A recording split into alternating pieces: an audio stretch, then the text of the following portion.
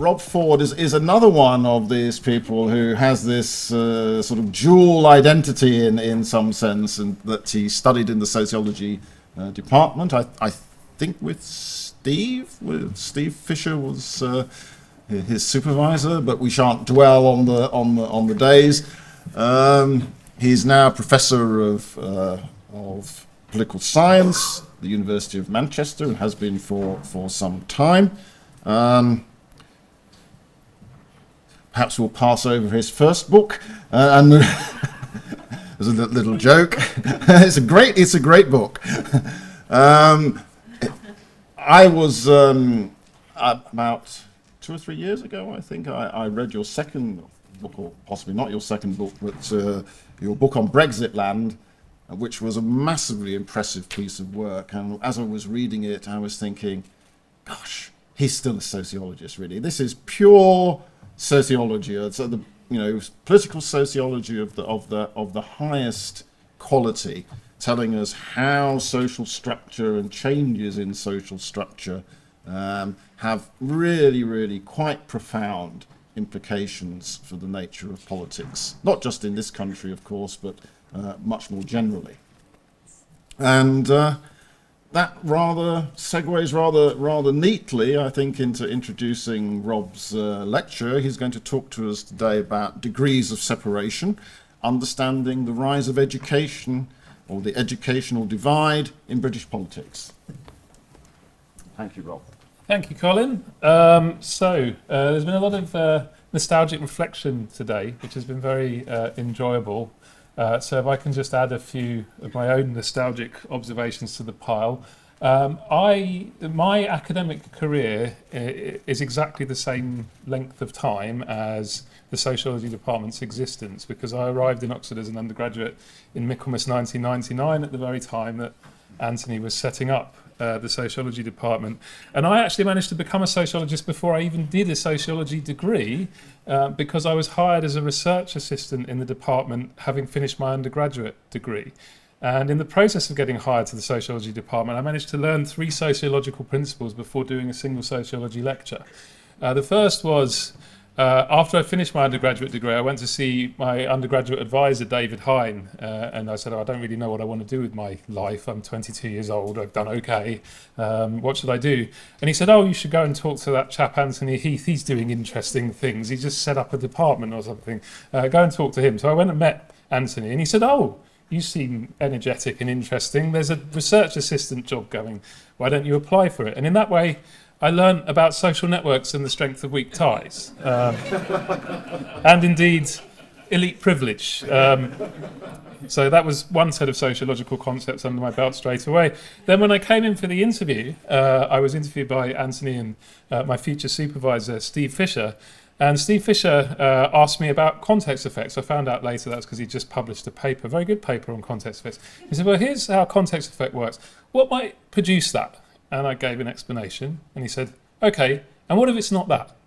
And I was a bit worried at this point. I was like, have I done something wrong? So I gave another possible explanation, and he nodded and then went, yeah, but what if it's not that? And at this point I was getting very worried, and I thought I was completely doomed. And this repeated itself about 6 times. And then I left, and I thought, well, I've definitely not got that job. That's completely gone horribly wrong. And then got the phone call and told I got the job. First meeting with Steve, I was like, well, what was all that about with the repeated question? Had I done something horribly wrong? He was like, no, I just wanted to see how many answers you could come up with in one go. And in that way, I learned about the principle of hypothesis generation, which is a very important part of social science. Then when I came in for my first day on the job, Anthony sort of came and introduced me to Chris McCrudden, great law professor from the University of Belfast, which was a bit of a surprise because I wasn't hired to work on Northern Ireland. I was hired to work on a project on nationalism. He was like, we found something much more interesting. We've got this amazing data set from Northern Ireland. Here it is. Go and find something in it. It'll be very interesting.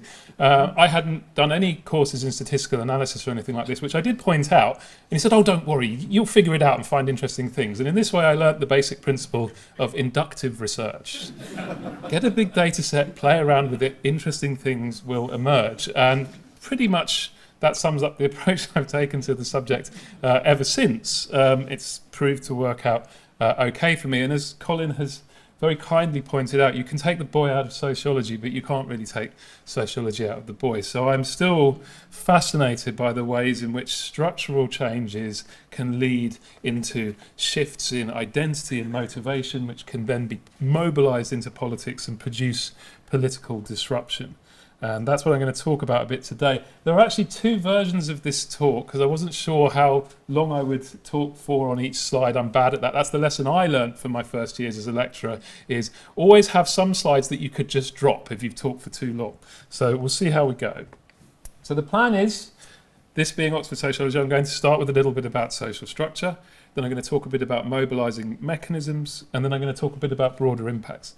And the big story here, following Vicky's advice, given the story that you're going to tell first of all, then come back to it, is the education divide that we're seeing in British politics exists because structures have been changing for decades, but then a moment arrived that mobilised a structural change that was there all along into politics. So what looked like sudden change was actually the product of the mobilisation of deep, gradual structural change. And the way that our political parties are really struggling with it at the moment is because these changes cut across some of the divisions they're used to and produce really difficult problems in terms of political geography, in particular, which interact with our wonderful and much admired, though never emulated, first past the post electoral system.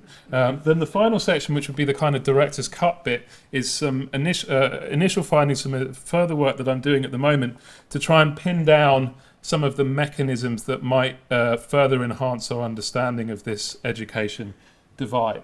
So to start with the empirical puzzle that we're looking to explain here, in the past decade, a really deep education divide has opened up in support for both of the major political parties. The darkest line there is school leavers. That's people who left school at the earliest legal opportunity, 16 or in some cases 15, with few or no educational qualifications. And the lightest line at the bottom is basically people like us here in this room, university graduates.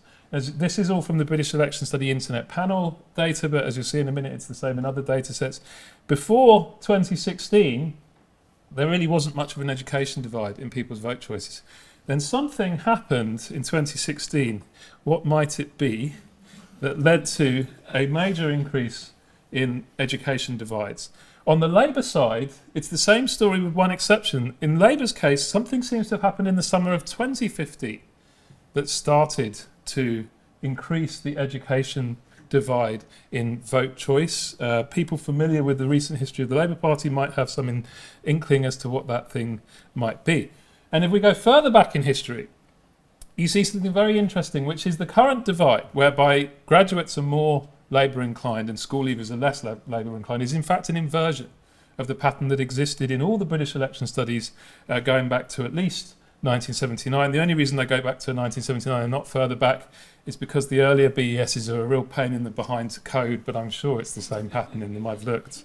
But before, school leavers were always more Labour inclined than graduates, but that wasn't really about education. If you put these things into a multivariate regression, education pretty much dropped out. This was about social class. Graduates were middle class and therefore they were less Labour. School leavers were working class and therefore they were more Labour. And the more working class they were, the more Labour they were. The education thing was just a side issue. It wasn't politically relevant. And it was the same story with the Conservatives, not a politically relevant predictor of Conservative support in any British election study prior to 2017. And then in the last two, become a very, very powerful predictor of Conservative support. Now, what else was going on that might explain how this came to happen and how this came to be?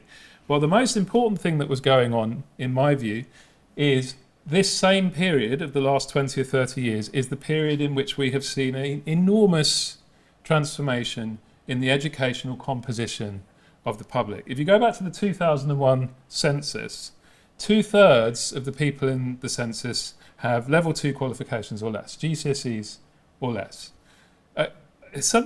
Whenever I talk to political parties about this, it's interesting. They all have such short memories in terms of social change. They forget how recent mass higher education actually is as a phenomenon in this country. You could not be a graduate-focused party in 2001 and win an election. because you do not want to be on the wrong side of a 2/3, 20% divide. 20 years later, it's very different. You now have 40% of people in the 2021 census who have level 2 qualifications or less, and 1/3 are graduates. That's a much more even split. Lyndon Johnson's dictum, first rule of politics, learn how to count. And the balance of voters changes, the balance of political incentives changes too. And of course, this process has not stopped. By 2031, if you project forwards, and this is just a simple linear projection, I haven't done anything clever, but if you do something clever, it won't change the story, I suspect. It is very likely that graduates will be the largest single group in the electorate, and they will continue growing from there. And of course, as Maria will know, this is a very generationally structured process. So graduates are already the dominant group for all voters under the age of 50. Whereas if you look at pensioners, they are still a much smaller group, and they're becoming more dominant as time goes by. The light bars are 2011, darker bars are 2021. If we do it I put this up, this is just me indulging my own love of a particularly cool graph. The 2021 census gives you single year breakdowns. It's so cool. So you can see exactly what the proportion of graduates and school leavers is in every single year group in 2021. And you can see, therefore, the graduates are the dominant group for everyone under 45. I turn 45 next year. So it's interesting, like I'm basically the leading edge of the graduate dominant electorate right here. Everyone after me, it's all graduate. Whereas the school leaver group is dominant for everyone over the age of 50. And the crossover period there, those who know a little bit about their HE history will recognise that this is round about the time when John Major made all the polytechnics into universities. So part of what's going on here is also a little bit of definitional change as well. So a big group of people become graduates who wouldn't previously have been classified as graduates. But the big story here isn't affected by those definitional choices. The big story is everyone under their mid-40s, you know, if you're aiming at that electorate, graduates are much the bigger group. The over 55s, school leavers are much the bigger group. We currently have a political system where the Progressive Left Party aims at the young and the Conservative Party aims at the old. We can predict what effects that will have. But how is it that education got mobilised into politics? Something has to happen. It doesn't just happen automatically. And that's where these characters come in. Farage, Boris, Theresa May. As Colin mentioned, Farage is the guy I first started studying, and I remember when I first started working on UKIP, it was after we'd been working on the BNP, and what we concluded about the BNP is there's a group of voters that find what they're saying attractive, but they're just way too extreme as a party to ever have any appeal. Is there another party out there that has a similar sort of appeal but aren't seen as like racist and fascist? And it's like, well, there's these guys who go on about the EU, and I was like, if they start talking about immigration, it could all kick off. We were writing that in about 2010, and a couple of years later, Nigel Farage started talking a lot about immigration. I have no idea if he read any of the things we wrote in that period. I'm not doing an impact case study on that. Don't blame me. But that issue of the EU and the secondary issue of immigration, those are the two issues where you see really, really huge education divides in voter preferences. And the immigration issue, incidentally, not just in Britain, all over the world. And those predate the EU referendum, in fact. If you go and look at the BES panel, the education split in Brexit preferences, which is huge. School leavers split 2/3 in favour of leave, graduates 2/3 in favour of remain. It was exactly the same in 2014 before the referendum even began, before we even had the words leave and remain. This was just yes or no on EU memberships, before the question had even been formulated. And it's remained the same ever since. Gap equally as big. So this was an issue that was going to put school leavers and graduates on opposite ends of the spectrum. And that is indeed exactly what happened. But the sociologist in me says, okay, well, you found a thing that has an education divide on it, and it got mobilised into politics, and therefore you get an education divide in politics. But it's not a very satisfying explanation, because why is there an education divide in Brexit preferences? You've not gone far enough down the causal chain here. You've just explained one political outcome in terms of another political outcome and then just been like, oh, Brexit, education divide. But why? Well, because what Brexit mobilises is more fundamental preferences which are quite orthogonal to the sort of more economic divisions in politics that have structured our Labour-Conservative divide for a long time. The first is identity attachments. So there's three sets of bars here. The light ones are Britishness, the dark red ones are Englishness, the blue ones are Europeanness. This is again British election study data. Education is the strongest or second strongest predictor of all of these identity divisions. Graduates feel less British, they feel much less English, and they feel much, much more European than anybody else. In fact, the only people who really feel European at all are university graduates in Britain. That's not true in other European countries, but it's true here. The only division that really kind of matches it is age/cohort, where you get a similar kind of pattern, less on the Europeanness. So here's one mechanism. Brexit mobilised identity attachments. It mobilised in particular the latent force of English nationalism. Another nostalgic moment. I remember seeing Ian McLean give talks about devolution and national identity and say, if anybody ever figures out how to politically mobilise English nationalism, it's going to be a whole big problem. And that's exactly what Brexit did. And education has also come to play a significant role in a second form of identity.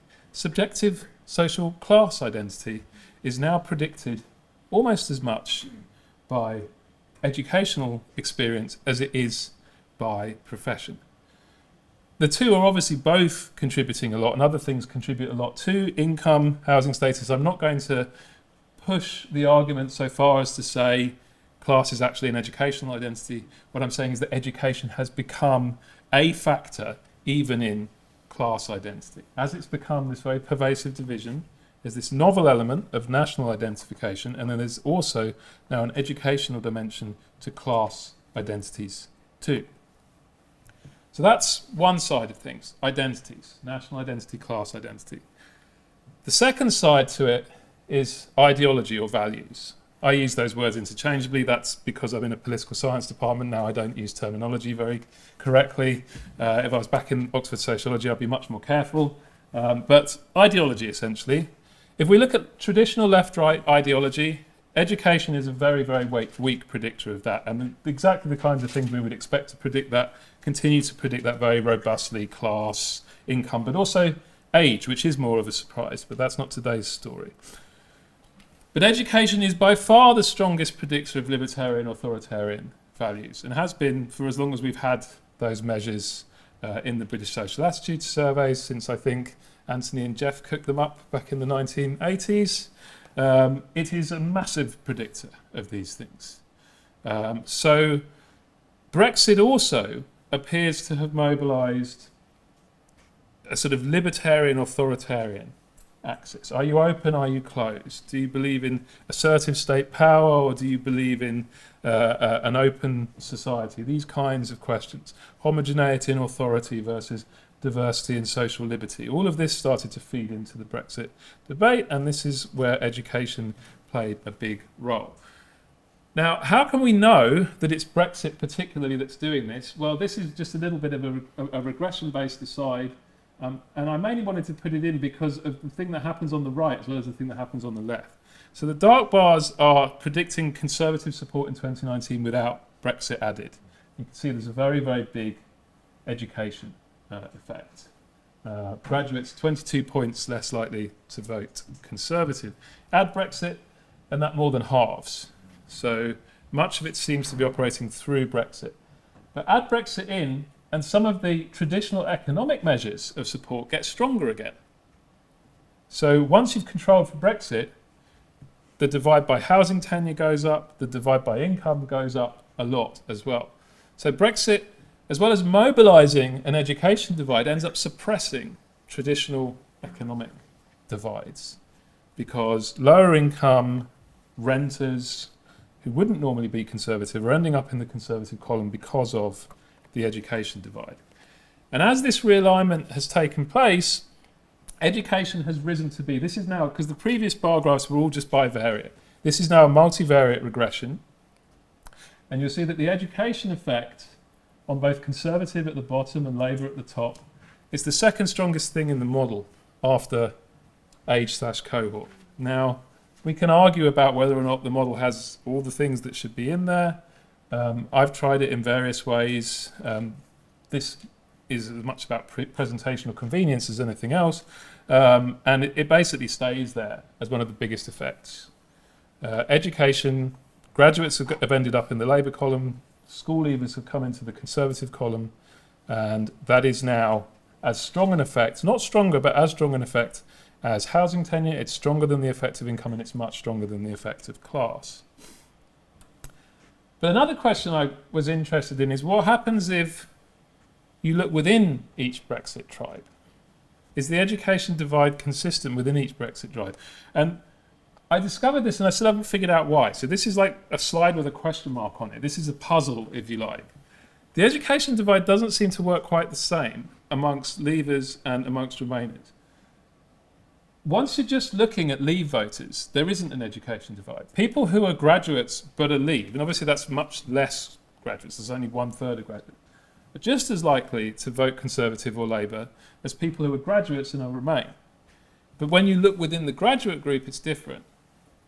School leavers who vote Remain are much more, graduates who vote Remain are much more anti-Conservative than school leavers who vote Remain.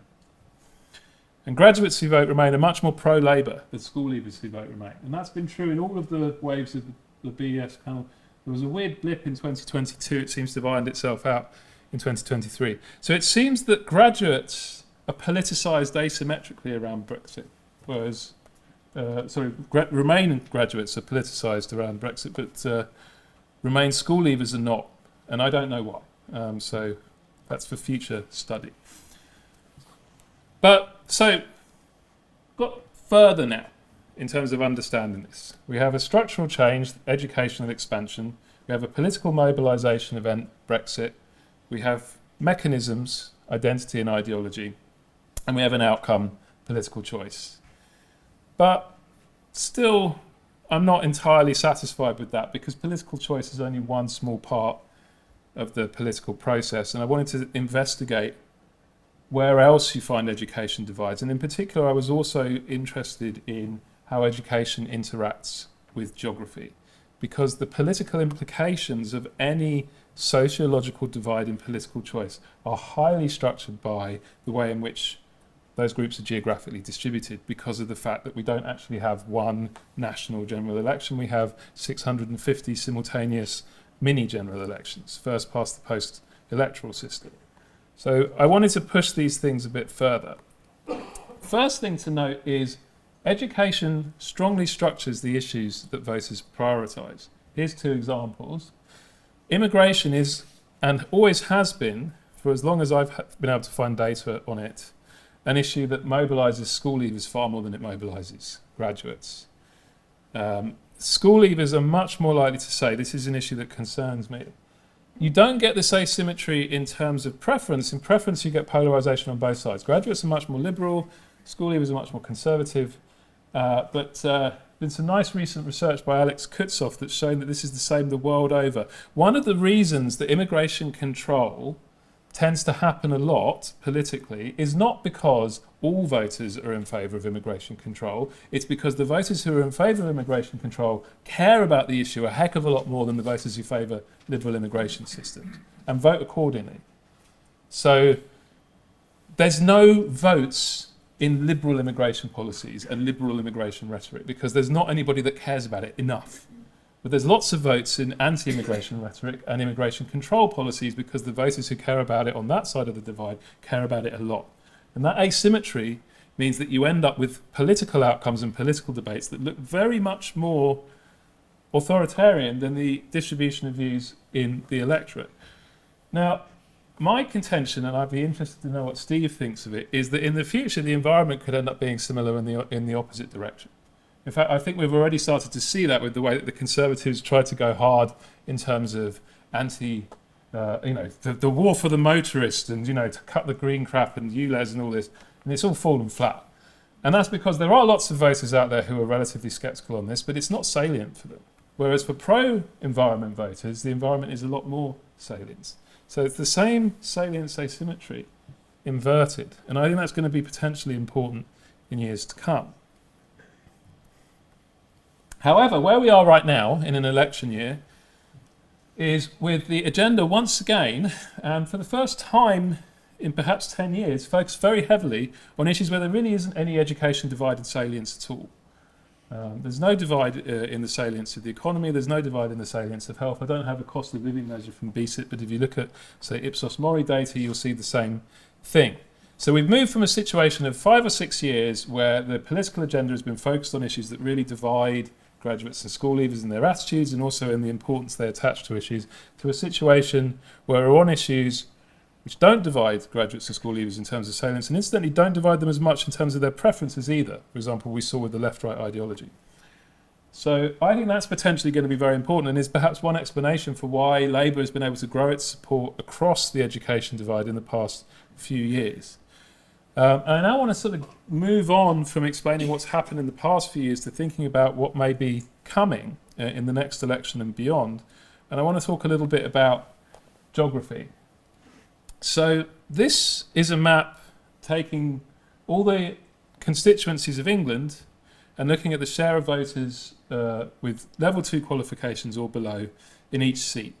And the red seats are seats where they're 60% or more. The yellow seats are seats where they're a majority.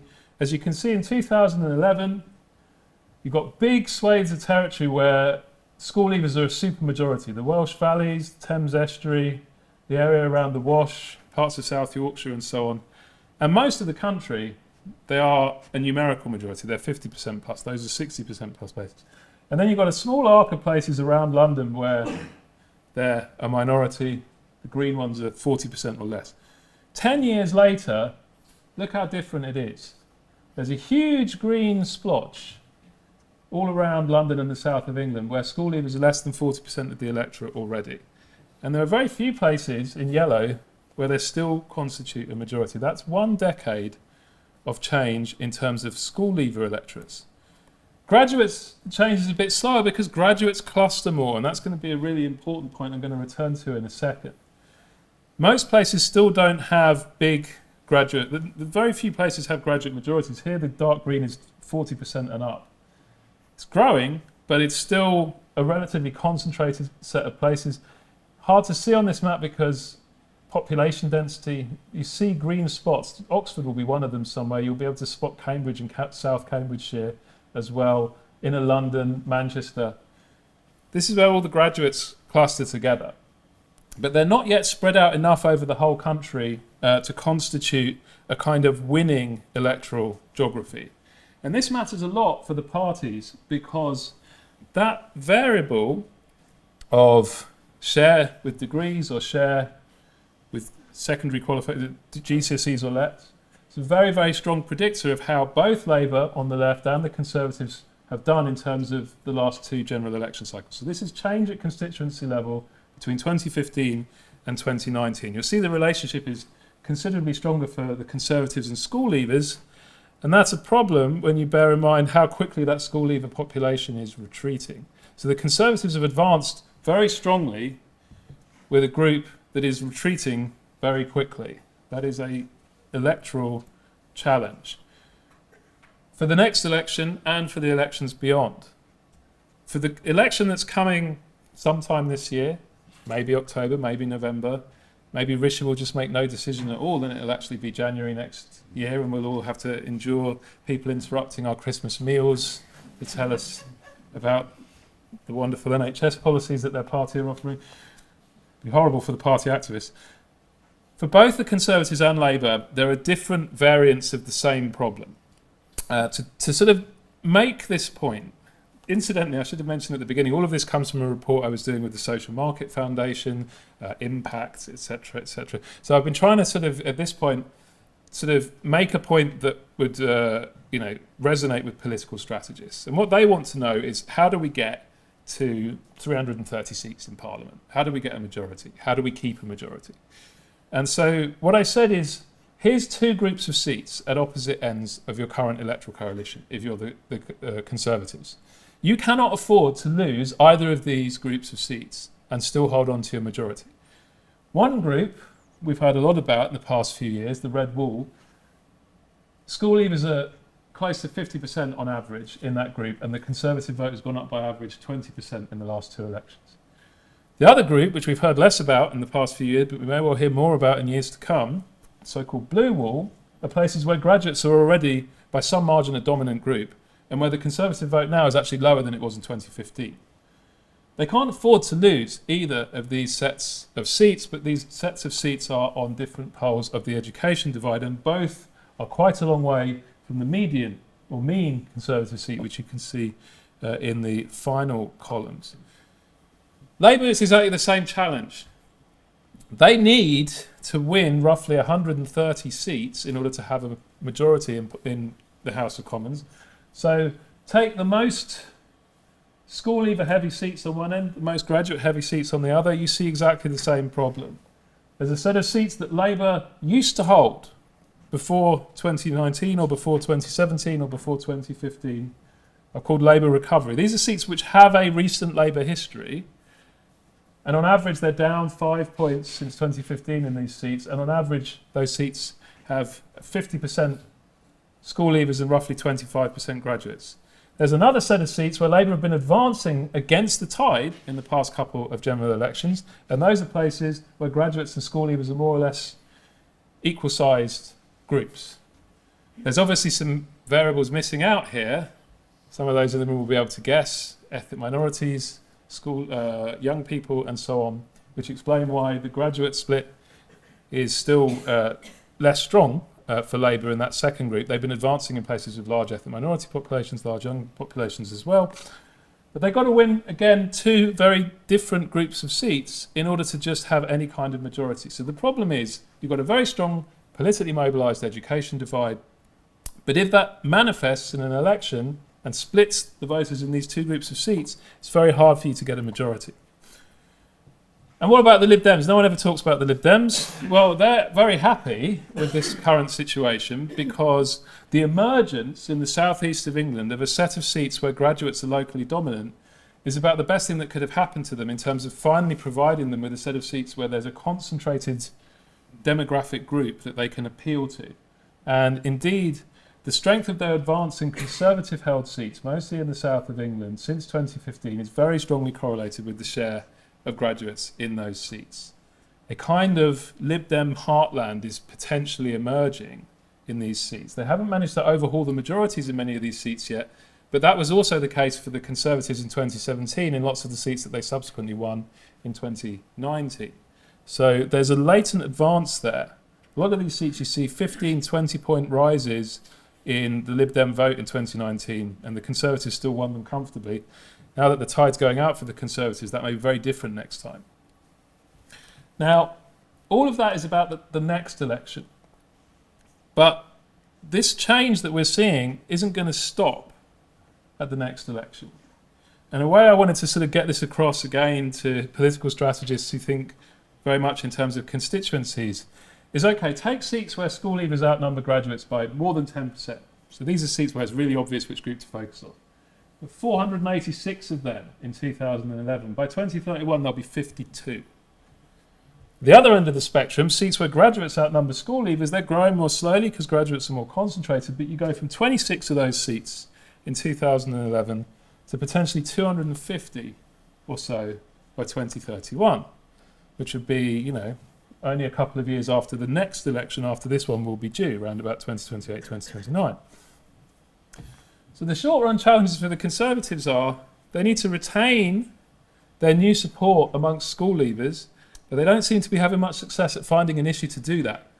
In short, this is the answer to the question, why stop the boats? Why stop the boats? They needed a message that appealed to this group of voters that has basically delivered them the last two election victories and has been falling away from them because the agenda has moved on to issues that are not on the kind of libertarian authoritarian axis. But it hasn't worked so far. But they also have to reverse their long-term decline amongst graduates, and stop the boats and other such appeals the anti-woke agenda and so forth. It was an absolute disaster with that group. I mean, you can take the boy out of sociology, you can also take the boy out of Surrey, that's where I grew up, and I grew up in a conservative Lib Dem seat, and I can tell you, the parents of the kids I grew up with, who are lifelong Tories, are spitting nails about the current Conservative Party. They are like, this is not the party we grew up with, this is not an acceptable party anymore, we cannot vote for it. And the costs of that are only going to mount as this demographic change process continues. However, one other really important point that I think it's worth making here, that education divide in sort of coefficient terms, in magnitude terms, hasn't changed in the last few years, even as we've gone from the Conservatives being ahead of Labour in 2021 to Labour being 20 points ahead of the Conservatives in 2023. The relative risks there have not changed, but the overall popularity of the parties has changed an awful lot. Now, this is very familiar territory for Oxford sociologists, very unfamiliar territory for lay political types. So it's always a point I've spent ages trying to explain to them.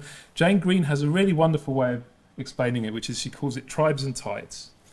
So the tribal divide is still there, just as strong as it was. But the tide has gone out for the Conservatives across the board because of incompetence, the economy, corruption, everything like that. Issues which land the same with everybody, essentially. But the fact that tribal divide is still intact means it's still going to be a challenge when they return to opposition. Then for Labour, Labour have done very well out of the tide coming in, but the fact that that tribal divide is still there is going to pose challenges for them going forward. They are going to be expected to say things about Europe, about immigration. And saying those things is going to be difficult in terms of maintaining the broad coalition they've now built.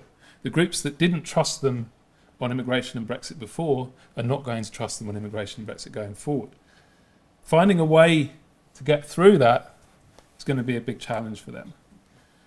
They also need to worry about consolidating their advance amongst graduates. It is I wouldn't call it, maybe I can call it a hypothesis, it's my gut instinct, I guess, that the current Labour strategy is to actively avoid saying anything that excites liberal graduates, because they are well aware of the fact that liberal graduates are an inefficiently distributed group, and so they're like, well, to hell with them, they'll vote for us anyway, we're not going to lose those seats. We need to talk about flag and family and security and the things that matter in the seats we need to win. And frankly, that's a very sensible short-term electoral strategy. But in the long term, in a world where all forms of partisan attachment are weaker, the risk is that a few years from now, the same graduate Liberals will turn around and say, well, the hell with you, and Labour will start losing local councils and losing by-elections in these kinds of places. And you may well see the emergence of a major competition on the progressive left flank. So just as Labour, as the Conservatives are currently on a low tide, but there's still a tribal divide they need to think about. Labour are currently on a high tide, but there's also still a tribal divide for them to think about. And having just looked at the time, I'm afraid I won't be able to tell you about some of the very sociological and mechanism-y things that I'm doing in the future. So, see, that's the director's cut. You missed it. Sorry. So just a few conclusions. Only one academic reference in all of this. That shows you how far I've degenerated into some sort of it's what political science departments do to us, Colin. I'm sorry, it's their fault. But Bartolini and Mayer, 1990, said there are three conditions for political cleavage: structure, psychology, and organisation. What we've seen in the last 30 years is all three of those conditions manifest themselves and produce a divide that wasn't there before. Structural change in the form of education expansion, psychological change in the form of the emergence of Brexit as a mobilising issue and indeed a source of strong partisan identity, and organisational change in terms of the parties reorganising their whole campaigning process, their issue priorities, their messaging around this new division. So all the things that Bartolini and Mayer said had to happen for a cleavage to happen, they've all happened. They happen at different points in time, and they weren't necessarily done in an intentional way. I don't think David Cameron was like, you know what I'm going to do? I'm going to make a structural cleavage happen now. That wasn't what he was trying to do, but that's the effect that he had. Because of that, we are now at a point where this is likely to be, in my view, a division that will endure, because there's a lot of things keeping it buffered into the political system. But at the same time, the demographic changes that have made it into a significant structural change in the first place are, as I've said a couple of times, going to carry on. And that means that the parties are going to be, once again, operating within a slowly and steadily changing environment. It is incidentally why it strikes me as utterly bonkers that a big part of the Conservative Party really seem to believe that their route to electoral renewal is by doubling down on an appeal to the kind of socially conservative school leavers they won in the last couple of elections. It's like, guys, look at the census. This is not going to work in 2031 in the way that it worked in 2016. The numbers aren't there. Learn how to count. Learn from Lyndon Johnson. And at some point they will. But at the same time, the issue of very different geographies for these groups is unlikely to change as well. So there's a new, I would say, like family of puzzles here, because I've just sort of skated over the surface of all of this. An awful lot of this is descriptive and inductive, which is how I roll. It's the lesson I've learned from Anthony Heath. It's a great way to do work and have a lot of fun with it. But there's an awful lot we don't understand about these divides and about how they're reshaping our politics, about how they're interacting with other divides as well. So more research is needed, and one reason to keep sociology departments around is to do more of this kind of research. So please fund it, and I'll stop there.